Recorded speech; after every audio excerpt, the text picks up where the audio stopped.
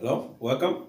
Let's give this question a try. If a polynomial function f of x is divided by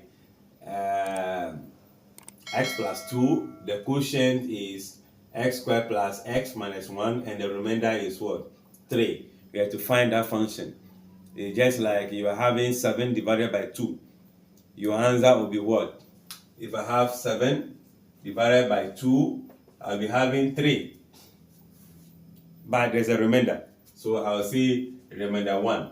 If I am looking for that 7 that I need here, it means that this plus this, or this remainder can be written as a plus over 2. So if I multiply through by 2, I can have 7 equals to 2 times 3 plus what? 1. Where this is the function f of x, this is the divisor, let me just say d, and this is what? The quotient, and this is what? The remainder.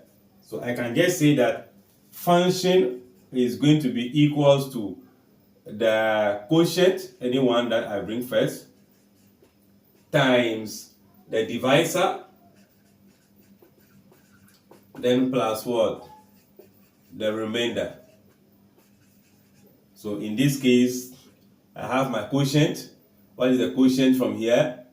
This is the quotient. So I think I would like to change their position. Divisor first, x plus 2, so that this will multiply. Then x squared plus x minus 1 plus 3 as a remainder. So that I will multiply this way.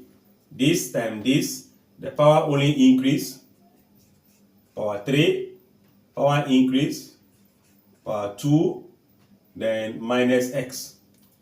2 times this will only be 2, and the x squared, 2, and the x minus 2 plus what? 3.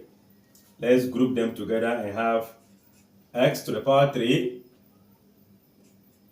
3x squared is 1, this is 2, x, 2x, that gave you x.